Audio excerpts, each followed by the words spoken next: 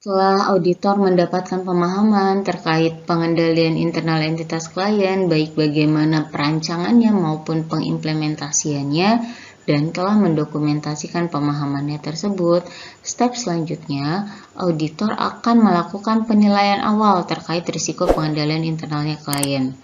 Nah, sebelum melakukan penilaian awal ini, auditor harus melalui beberapa step terlebih dahulu.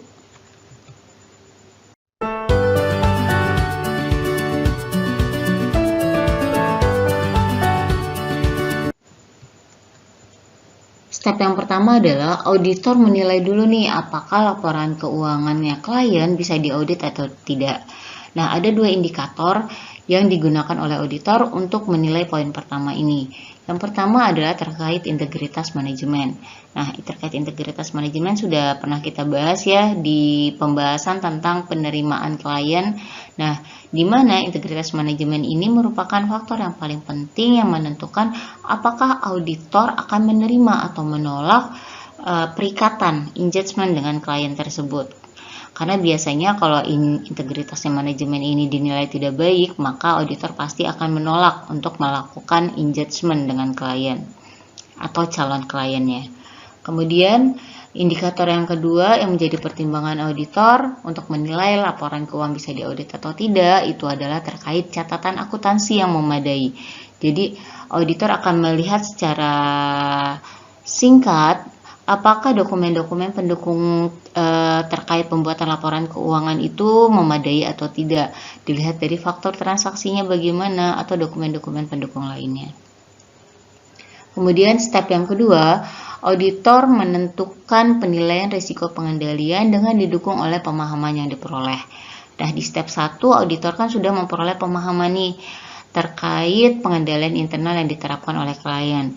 Kemudian auditor akan menentukan bagaimana risiko pengendaliannya. Pertama, auditor akan menilai dulu risiko pengendalian di level entitas. Nah, level entitas ini terkait dengan bagaimana lingkungan pengendalian di entitas tersebut. Jadi auditor akan melihat Dewan Komisaris efektif atau tidak, atau gagal atau tidak dalam menciptakan suatu proses pengidentifikasian, penilaian, ataupun pengelolaan risiko-risiko. Karena kalau ada kegagalan ini, berarti kan akan ada potensi untuk memperlemah pengendalian atas kebanyakan tujuan audit transaksi. Nah, kalau di level entitas menurut auditor, oke, maka selanjutnya nanti auditor akan melakukan penilaian awal terkait resiko di level transaksi. Ya, jadi nanti auditor akan membuat penilaian awal bagaimana sih pengendalian-pengendalian yang mempengaruhi tujuan audit untuk akun-akun neraca dan penyajian serta pengungkapan pada setiap siklus-siklus transaksi. Kemudian yang ketiga, menggunakan matriks risiko pengendalian untuk menetapkan risiko pengendalian. Yang keempat, mengidentifikasi defisiensi pengendalian, defisiensi signifikan, dan kelemahan material. Dan yang terakhir, mengkomunikasikan kepada pihak yang bersangkutan dengan tata kelola dan kepada manajemen. Nah, untuk poin 3, 4, dan 5 nanti kita akan bahas secara khusus. Sedikit informasi, sebenarnya terkait penilaian risiko pengendalian ini, kita fokus pada matriks risiko pengendalian. Jadi inti pembahasan kita di step kedua ini adalah tentang matriks risiko pengendalian. Nah, nanti akan kita bahas ya. Ini step ketiga dari penilaian risiko pengendalian, yaitu matriks risiko pengendalian. Matriks risiko pengendalian ini kita menilai risiko pengendalian dengan menghubungkan pengendalian-pengendalian kunci dan defisiensi pengendalian ke tujuan audit golongan transaksi, saldo akun maupun pengungkapan. Tapi nanti yang akan kita contohkan, kita akan mengaitkannya dengan tujuan audit golongan transaksi ya. Ada tahapannya lagi nih dalam kita membuat matriks risiko pengendalian. Yang pertama adalah mengidentifikasi tujuan auditnya dulu. Nih, jadi kalau kita mau membuat matriks risiko pengendalian untuk menilai risiko pengendalian tadi, kita buat dulu nih, kita identifikasi dulu tujuan auditnya apa. Jadi contoh yang akan kita berikan nanti adalah tujuan audit untuk transaksi penjualan. Nah, kita identifikasi tujuan auditnya apa. Masih ingat ya, kalau kita nggak bahas tujuan audit itu berarti terkait asersi, occurrence-nya apa, dan lain-lain ya. Kemudian setelah kita identifikasi tujuan auditnya, kita mengidentifikasi pengendalian yang ada ya. Jadi kita identifikasi dari pemahaman yang sudah kita peroleh, pengendalian apa aja nih yang ada di entitas klien terkait transaksi penjualan tadi. Kemudian yang ketiga, kita kaitkan antara pengendalian yang ada di entitas dengan tujuan audit yang telah kita identifikasi. Kemudian kita juga mengidentifikasi dan mengevaluasi defisiensi pengendalian, defisiensi signifikan, dan defisiensi materialnya. Oke, kita lihat ke dalam bentuk matriksnya ya. Ini adalah contoh dari matriks risiko pengendalian. Kalian lihat nih di sisi atas yang saya kasih lingkaran ini. Nah, ini adalah tujuan audit. Jadi ingat tadi step yang pertama kita mengidentifikasi dulu tujuan auditnya apa. Nah, ini adalah tujuan audit yang telah auditor identifikasi terkait transaksi penjualan. Ada apa aja nih? Ada occurrence, ada completeness, accuracy, dan lain-lain. Nah, setelah kita identifikasi tujuan auditnya, step kedua apa tadi yang telah kita bahas? Kita identifikasi pengendaliannya. Nih, pengendalian tuh sampai sini. Ya, kita identifikasi pengendalian internal yang diterapkan seperti apa. Diperoleh nih, ada 11 pengendalian kunci ternyata yang diterapkan di entitas Hillsberg untuk transaksi penjualan. Kemudian step ketiga, kita sudah identifikasi nih tujuan audit untuk transaksi penjualan, kemudian kita sudah identifikasi juga pengendalian. Step ketiganya kita kaitkan, kita hubungkan antara pengendalian dengan tujuan auditnya. Misalnya, pengendalian yang C1 ini adalah kredit disetujui secara otomatis oleh komputer dengan membandingkan dengan kredit limit yang ada gitu ya. Nah, pengendalian yang ini untuk mencapai tujuan yang mana nih? Di sini kita lihat C1 itu untuk mencapai tujuan occurrence. Kemudian C2 ini diterapkan untuk mencapai tujuan occurrence dan accuracy. Nah, begitu seterusnya. Jadi kita hubungkan pengendalian ini untuk mencapai tujuan audit yang mana.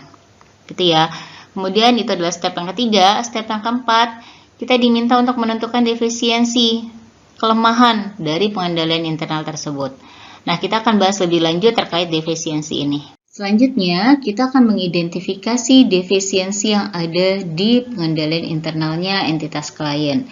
Defisiensi sendiri itu ada 3 jenisnya. Yang pertama adalah kontrol defisiensi, yang kedua signifikan defisiensi, yang ketiga material weakness. Untuk kontrol defisiensi bisa terjadi jika perancangan atau pelaksanaan pengendalian tidak memungkinkan karyawan perusahaan mencegah atau mendeteksi salah saji secara tepat waktu.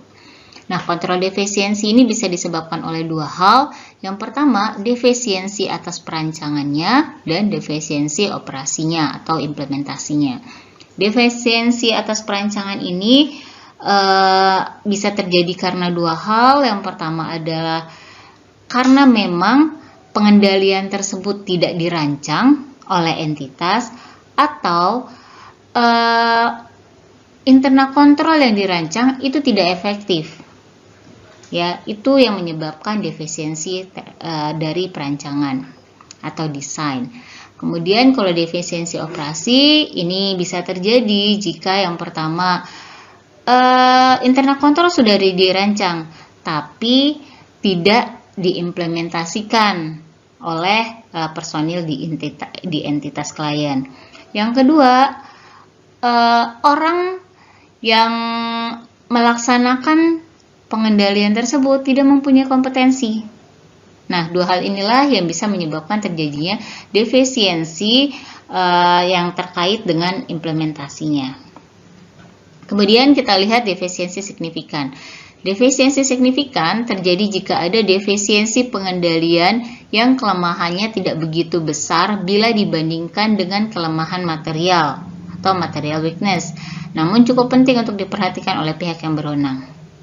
Jadi defisiensi signifikan, ini levelnya di atas kontrol defisiensi ya, tapi masih di bawah dari material weakness.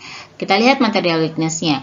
Material weakness terjadi jika ada defisiensi signifikan yang mengakibatkan terbukanya kemungkinan bahwa pengendalian internal tidak akan dapat mencegah atau mendeteksi salah saji material secara tepat waktu. Untuk bisa mengidentifikasi defisiensi ini ada 5 tahapannya yang bisa kita lalui. Yang pertama adalah kita identifikasi dulu pengendalian yang ada, itu sudah kita lakukan ya. Kemudian kita mengidentifikasi pengendalian kunci yang tidak ada. Nah, ini yang nanti akan menjadi defisiensi. Kemudian kita juga harus mempertimbangkan dari pengendalian kunci yang tidak ada tadi, adakah pengendalian pengganti yang diterapkan oleh entitasnya klien. Jadi untuk mengantisipasi atau memitigasi akibat adanya defisiensi di sini, klien telah menetapkan kontrol yang lain gitu ya. Nah, ini juga harus kita cek, kita pastikan. Kemudian yang keempat, menentukan apakah terdapat defisiensi signifikan dan material weakness. Yang kelima, menentukan kesalahan penyajian potensial yang bisa terjadi. Nah, yang terakhir kita menentukan seberapa besar sih kemungkinan adanya kesalahan penyajian potensial yang bisa terjadi akibat risiko pengendalian ini. Jadi nanti kita akan menentukan control risk-nya berapa, control risk-nya itu pada level apa yang akan kita terapkan di klien tersebut. Nah, kita lihat poin keempat, kita akan lihat bagaimana sih cara menentukan defisiensi signifikan dan material weakness ini. Untuk menentukan apakah defisiensi tersebut merupakan defisiensi signifikan atau material weakness, kita bisa menggunakan tabel ini.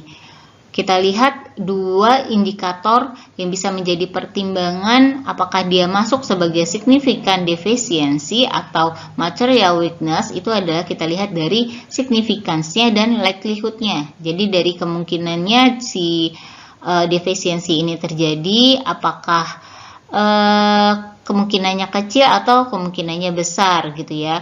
Kemudian kalau dari signifikan kita lihat apakah material atau tidak material. Nah, kalau dia kemungkinannya besar untuk terjadi dan juga nilainya material, maka itu otomatis sudah masuk ke material weaknesses. Tapi kalau misalnya kemungkinannya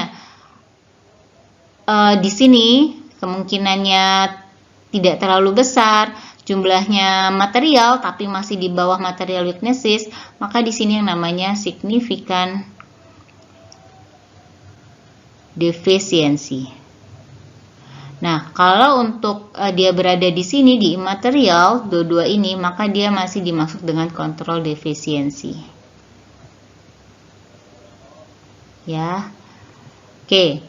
Jadi di dua sisi ini adalah kontrol defisiensi, ini signifikan defisiensi, dan kalau posisinya di sini inilah material weakness. Oke, ini adalah kertas kerja yang dibuat oleh auditor dalam melakukan penilaian atas defisiensi pengendalian internalnya klien. Kita lihat ada 2 defisiensi di sini. Kita lihat defisiensi yang pertama ya. Defisiensi yang pertama ini, auditor menemukan bahwa faktur penjualan yang dipranomori tidak dipertanggungjawabkan dengan baik oleh klien. Kemudian, auditor mengidentifikasi adakah compensating controlnya. Masih ingat ya tadi tahapan yang sudah kita bahas. Setelah kita mengidentifikasi pengendalian kunci yang tidak ada, maka kita juga sebagai auditor harus mengidentifikasi ada atau tidak pengendalian pengganti, atau di sini dia menyebutnya sebagai compensating control ya. Nah, ini adalah pengendalian penggantinya tadi. Nah, untuk defisiensi yang pertama ternyata klien tidak menerapkan compensating control. Ini berdasarkan identifikasi yang dilakukan oleh auditor ya. Kemudian kita lihat bagaimana potensial misstatement-nya. Nah, potensial misstatement yang mungkin terjadi karena adanya defisiensi yang pertama ini adalah adanya pencatatan penjualan yang double. Jadi bisa jadi satu transaksi penjualan dicatatnya 2 kali. Kemudian bagaimana tingkat materialitasnya? Nah, tingkat materialitasnya ternyata potensiali material. Nah, kalau potensiali material ini kemungkinannya ada 2 ya. Kalau ingat grafik yang tadi kita sudah pelajari terkait significant and likelihood. Nah, kalau potentially material ini berarti bisa jadi dia bisa material weakness ataupun significant weakness. Nanti dilihat bagaimana likelihood-nya, apakah kemungkinannya sangat besar untuk terjadi atau sangat sering atau jarang terjadi. Kalau jarang terjadi berarti dia bisa masuk ke ranahnya signifikan, tapi kalau dia memang banyak temuan terkait duplicate slash recorded ini, maka bisa jadi dia masuknya ke material. Kemudian kita lihat dampaknya terhadap bukti audit. Nah, di sini ada 3 yang telah diidentifikasi oleh auditor ya. Yang pertama, auditor akan menggunakan software audit untuk mencari nomor faktur penjualan yang duplikat tadi, yang double ya. Kemudian, auditor juga akan melakukan prosedur analitis terkait penjualan dan juga gross marginnya, dan yang terakhir adalah auditor akan mempertimbangkan dampaknya terhadap audit atas pengendalian internal. Nah, ini adalah identifikasi yang dilakukan oleh auditor terkait defisiensi yang pertama, terkait compensating controlnya gimana, potensial misstatementnya, materialitasnya, dan bagaimana nanti dampaknya terhadap bukti audit. Kita lihat defisiensi yang kedua. Kalau defisiensi yang kedua ini, klien ternyata telah menerapkan compensating control nih, dimana kalau ada perusahaan-perusahaan jasa yang tidak ada di dalam daftar dan tidak tercatat, itu akan direview setiap seminggu sekali. Ya, secara mingguan itu akan direview untuk mengidentifikasi adanya unmatched dan unrecorded ini. Sehingga kan kalau misalnya ada kesalahan di sini, itu bisa dimitigasi di sini. Bisa langsung diatasi dengan adanya compensating control ini. Sehingga potensial misstatement, materiality, dan dampaknya terhadap bukti audit itu tidak ada. Dengan adanya compensating control, bisa dikatakan bahwa pengendalian itu telah dijalankan secara efektif oleh perusahaan klien. Setelah tadi kita mengidentifikasi defisiensi yang ada di pengendalian internalnya klien, selanjutnya auditor akan mengaitkan defisiensi signifikan dan material weakness dengan tujuan audit yang bersangkutan. Kita lihat nih, nah di sini letaknya. Jadi, defisiensi yang telah teridentifikasi nanti akan kita kaitkan nih, dia akan mempengaruhi tujuan audit yang mana atau asersi mana yang akan terpengaruhi dengan adanya defisiensi ini. Kita lihat untuk defisiensi yang pertama, itu akan mempengaruhi asersi occurrence. Asumsinya adalah ketika defisiensi ini tidak ada compensating controlnya. Nah, begitu juga dengan yang kedua. Dengan defisiensi yang kedua, dengan asumsi tidak ada compensating control, maka asersi yang kedua ini akan mempengaruhi asersi timing. Oke, setelah auditor mengaitkan atau menghubungkan antara defisiensi dengan asersinya, dengan tujuan auditnya, step selanjutnya adalah auditor akan menetapkan risiko pengendalian untuk setiap tujuan audit yang bersangkutan.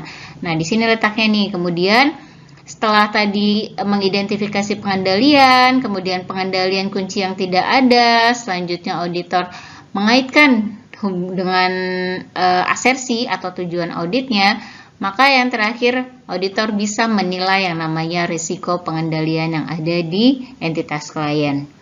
Kita lihat di sini untuk asersi yang pertama yaitu occurrence.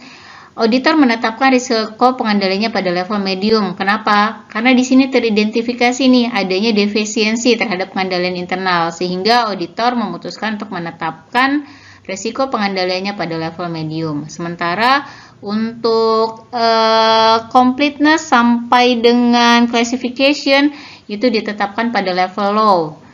Karena auditor menganggap bahwa pengendaliannya yang diterapkan oleh manajemen, oleh entitas klien itu sudah cukup memadai. Sementara untuk yang terakhir yaitu timing juga ditetapkan pada level medium untuk risiko pengendaliannya karena teridentifikasi adanya defisiensi terkait pengendalian internal yang dianggap oleh auditor sebagai signifikan ataupun material weakness. Selanjutnya, auditor mempunyai kewajiban untuk mengkomunikasikan hasil identifikasi terhadap defisiensi pengendalian internal kepada pihak yang berwenang atas tata kelola ataupun kepada manajemen. Hal ini seperti yang diatur di dalam standar audit 265 paragraf 9, di mana di SA tersebut menyatakan bahwa auditor harus mengkomunikasikan secara tertulis tentang defisiensi signifikan dalam pengendalian internal yang diidentifikasi selama audit kepada pihak yang bertanggung jawab atas tata kelola secara tepat waktu. Nah, pihak yang bertanggung jawab di sini maksudnya adalah komite audit maupun manajemen. Ya, jadi kalau misalnya teridentifikasi nih adanya signifikan defisiensi ataupun material weaknesses, itu wajib dikomunikasikan kepada komite audit dan juga manajemen. Kemudian kalau misalnya yang teridentifikasi adalah kontrol defisiensi, biasanya cukup dilaporkan atau dikomunikasikan kepada manajemen agar manajemen dapat memperbaiki operasi perusahaannya.